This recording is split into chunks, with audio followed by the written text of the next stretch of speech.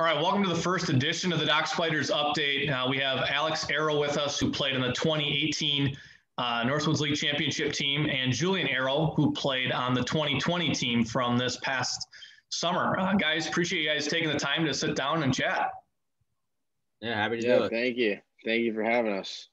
Yeah, absolutely. I thought it'd be unique to start off with you guys, obviously being the only pair of brothers, as far as I know, that have come through Fond du Lac in the last 4 years. And you both were kind of a part of your own unique experience with winning the championship, obviously in different summers, and Julian going through it in the COVID phase this year and everything like that.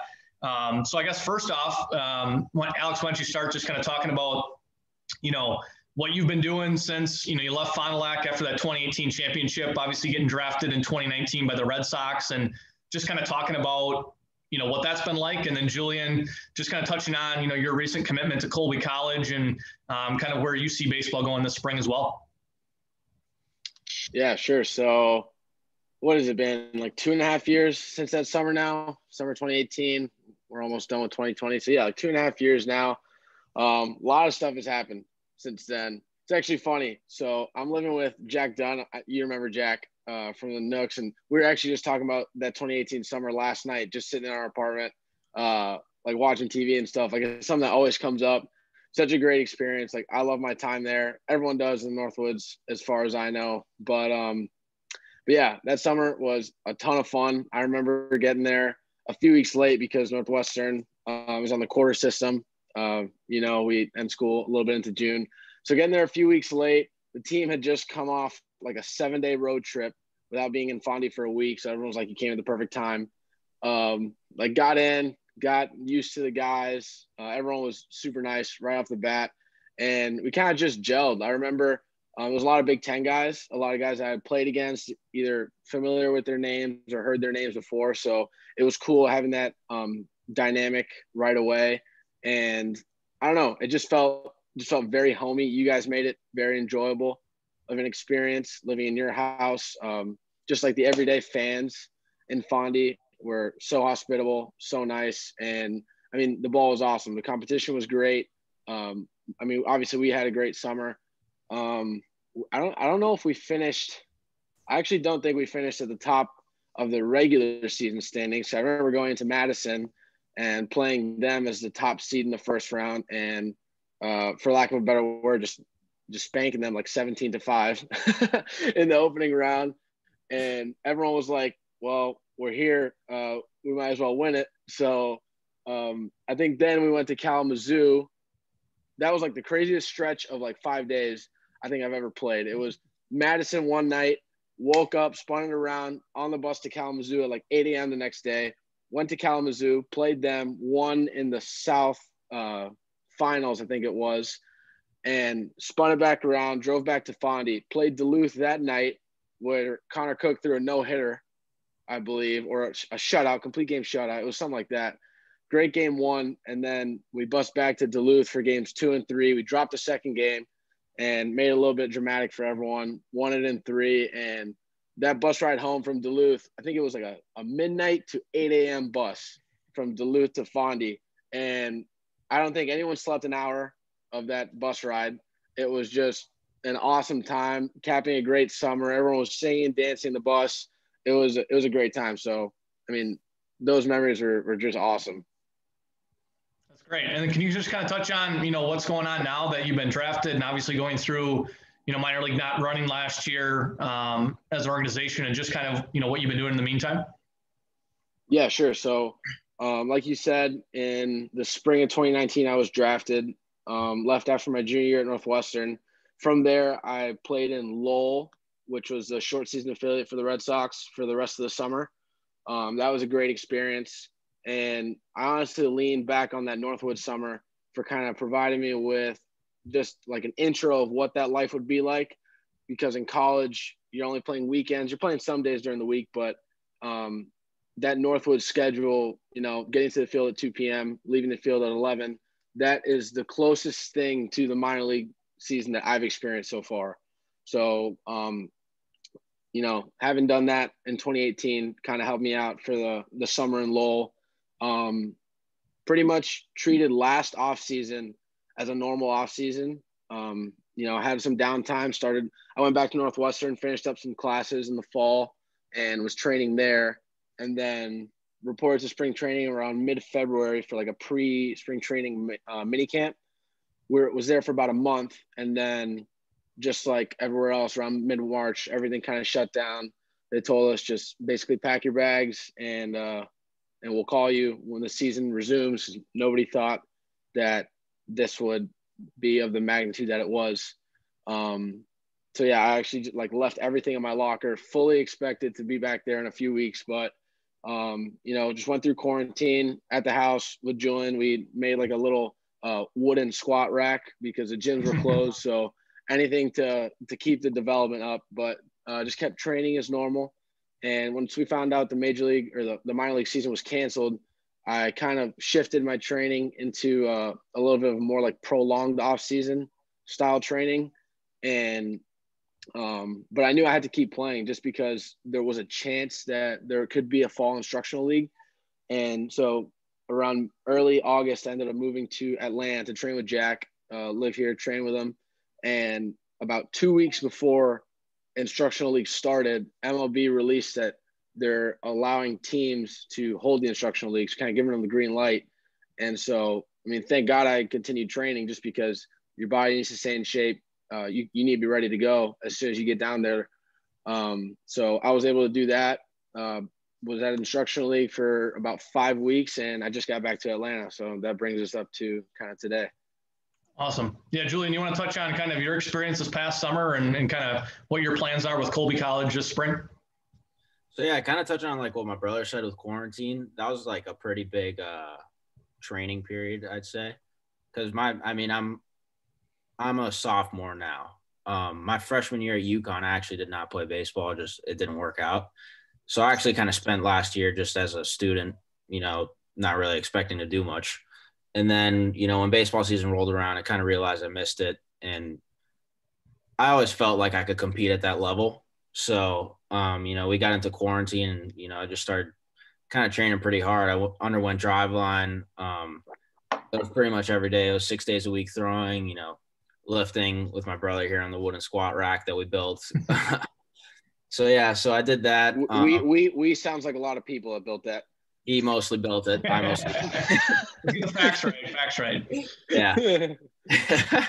So yeah, I mean, after it was a 8-week, 12-week program that was, and then I kind of just started looking for places I could pitch, and we reached out to Sharps, and he gave me an opportunity to go there, and I mean that was awesome. The guys were super welcoming. I mean, it was definitely a tough experience going from, not pitching in a year and a half to, the competition in the Northwoods. But, I'm glad I got it. I was able to, take that, go to Battle Creek and put up some good numbers there. And, right after that, I was able to take video from the Northwood broadcast and kind of just send it out. Just start kind of putting some feelers out there, see, what programs were interested. And, Twitter was a pretty good tool for that. I got a lot of contact from there. And so Coach Skelly reached out. Coach Skelly was actually one of my brother's coaches at Northwestern, one of his really good friends. So we knew him well. And I mean, kind of just the more they talked to me, the more I fell in love with Colby. And I realized, it's a perfect place for me. That's awesome. I guess, Julian, kind of touched on what you were just talking about, reaching out to Coach Charbonneau. Can both of you just kind of touch on, what makes it so special here in Fond du Lac with kind of the culture that he develops in, I would say, a tough sport with summer baseball with guys coming and going because of injuries, class, everything else. I mean, can you just kind of talk about what it was like from both your experience to play with him and also coming to Fond du Lac from the Miami area, which obviously is a little bit different in terms of north and south and big city and kind of smaller city and things like that. So you can just kind of touch on that as well. John, you got it. You can go. All right. Yeah. So, I mean, as soon as I got there, obviously, I talked to my brother like about what to expect and stuff. And he was like, look, like, don't even worry about it. These guys are super cool. And kind of in contrast to Miami, and I'll touch on that a little bit, but he's like, look, everybody's super cool there. Like, the culture is awesome. And I got there and it was exactly what he said. That first day, everybody's coming up, they're introducing themselves, kind of trying to start conversations, stuff like that. I mean, as for Sharps, that's a culture that's, it's pretty unique, which was awesome. That was an awesome experience to have. A lot of guys will go to war for him, I could see, and I'm sure my brother will agree with that. But yeah, I mean, as for Miami, kind of the way I've always thought of it, it's pretty cutthroat down here, baseball wise, and getting that experience in the Midwest, it's definitely different. Everybody's super nice, it's kind of more togetherness culture, and I love Miami, I do, but the Midwest is definitely a more pleasant experience. Yeah, I mean, everything. Yeah, so I'll touch on the Miami thing first and then go to playing for Sharps. But I mean, yeah, I've had some exposure to the Midwest, not to the small townness, if that's a word, of Fondy. I don't think I'd ever been to a town with, less than 50,000 people. And when Dusty, the hitting coach at Northwestern, he was like, hey, we're looking at a few places for you for the summer. We're thinking like Fond du Lac's one of them. And I was like, excuse me? What'd you say? So I had to look it up on a map and see where it was. But I was like, yeah, I mean, it looks like a cool town. It'd definitely be a different experience than what I'm used to. So let's do it. And I remember I got there, and I've always been someone who's, loved nature and loved the outdoors and kind of wide open spaces. So after just a week of, doing the ins and outs and driving up and down, is it Johnson Road? Johnson Street. Yep, Johnson Street, baby. I remember. Yeah, I mean, I loved it. It was awesome. I loved. It was a great change of pace from the hustle and bustle of the city.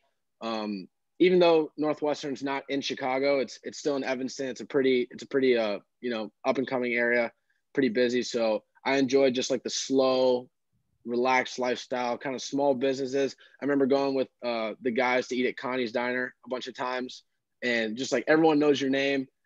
Everyone's super personable. They're just a joy to be around. So I really enjoyed, that experience. And as far as playing under Sharps, Sharps is, I would say he's up there with ideal summer ball coaches, because I would say you have a spectrum. You have the guys that don't take it serious enough, just they're collecting a paycheck. They, maybe a resume booster kind of job. And then you have the other side, which is just extremely militant, no leeway, and you don't earn the guys' respect like that. So I would say Sharps was somewhere right in the middle of that spectrum. He took his job very seriously. He wanted us to get better. He was in it for player development and to win, but he also understood what the guys wanted, what the guys needed, and he wasn't afraid to incorporate the clubhouse vibe and clubhouse attitude into the day-to-day process. I mean, you were there for it. We would take mandatory shirtless BP all summer long until the guys from the Northwoods basically told us you can't do that anymore when we made the playoffs.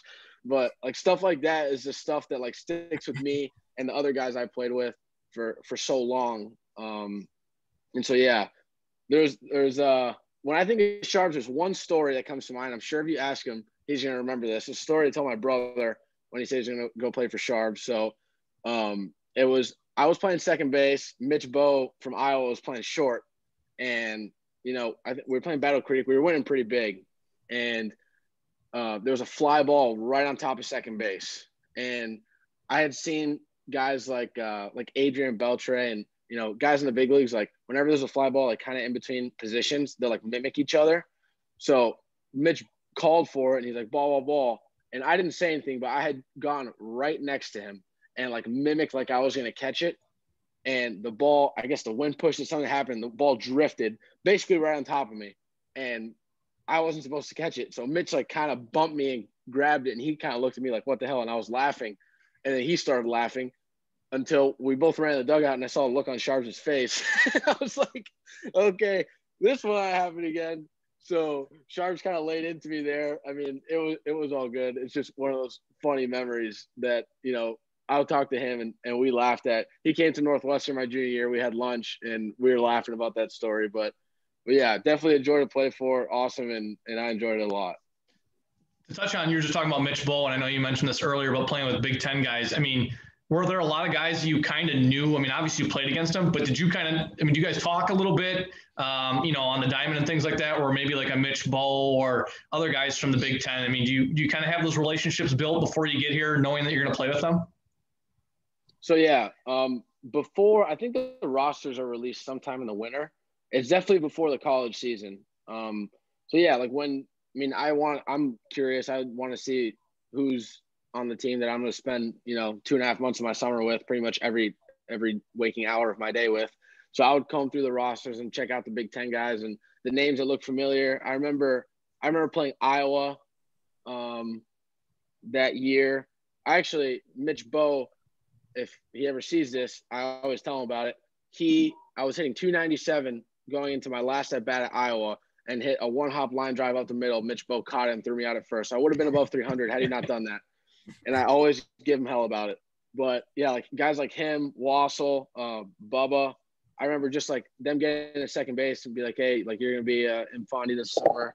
Like, can't wait to play with you, kind of stuff like that. And then the best part is playing against them after you had played with them, just because you built those relationships and friendships. And like, as soon as you see them get off the bus, you like run over and, if your head coach gets mad at you, it's whatever. Cause those are your good buddies, but you run over, say what's up and catch up like old times. So that's cool. I can imagine those stories come up and kind of reflect on that.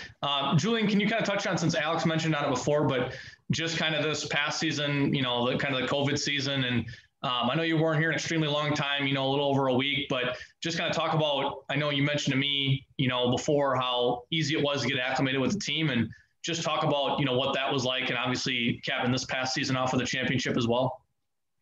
Yeah, I mean, like I said, the first day I got there, everybody was just already kind of, say what's up to me, kind of make me feel welcomed.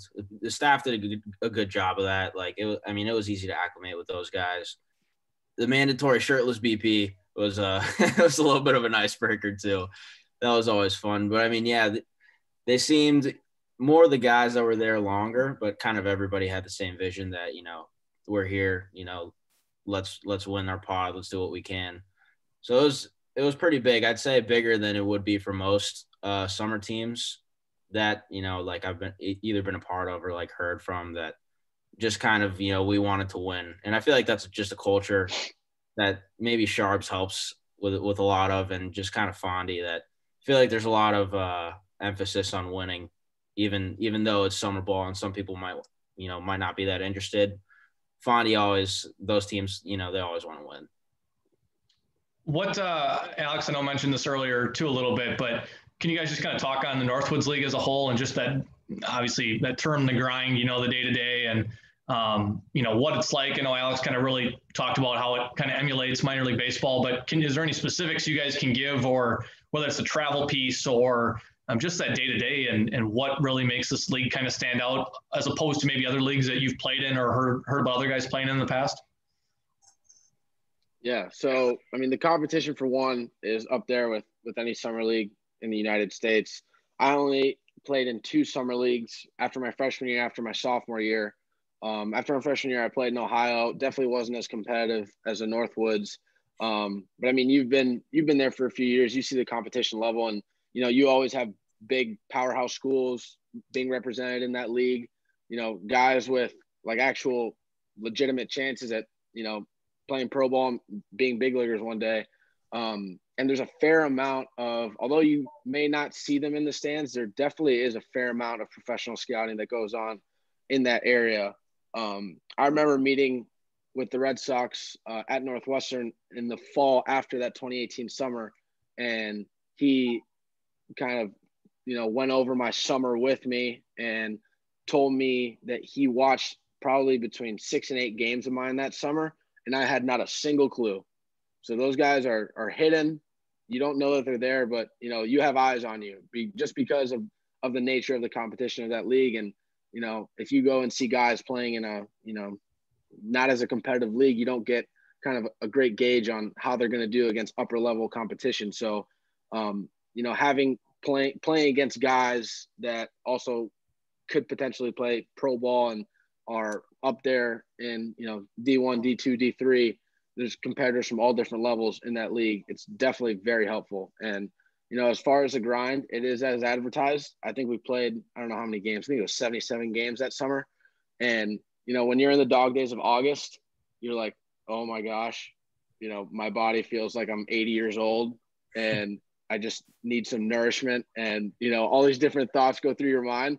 But, when it's over and you look back on it, it's like some of the funnest days I had playing ball. So, definitely for anyone who's going to play in that league. And I have had people ask me, their kids are going to go play in that league or they're going to go play in that league themselves. Like what I recommend, it's 10 out of 10. I love that league, all the different places you go. It's such a great experience. The competition, the guys you play with, everything, just the whole package. Awesome. Julian, you got anything to add into there? Yeah. I mean, the competition, it was definitely the best I've seen, coming from Miami. There's a good amount of talent that comes down, like just draft prospects over the years coming out of high school and stuff. And, going there, it was well-rounded. Like, my first outing there, I did pretty well, but I walked a couple guys. So the second outing, I was like, all right, I'm not going to walk any of you. Like, you're going to get on, you're going to hit me. And that's exactly what they did. They hit me. So, it was an adjustment, but, you got to compete. And that's, it's the Northwoods. I would love to go back there this summer, and I've talked to Sharbs, and, it looks like I'm going to get a chance to. So that's great. Well, awesome. Well, I appreciate you guys taking the time out of your days. I know you both respectfully have kind of busy schedules within the crazy world that we live in. So thanks for taking the time to sit down, and look forward to catch up with you guys on the road here. Yeah, of course. Absolutely. Thanks for having us, Marcus. Appreciate it. Absolutely. Yeah, take care, guys.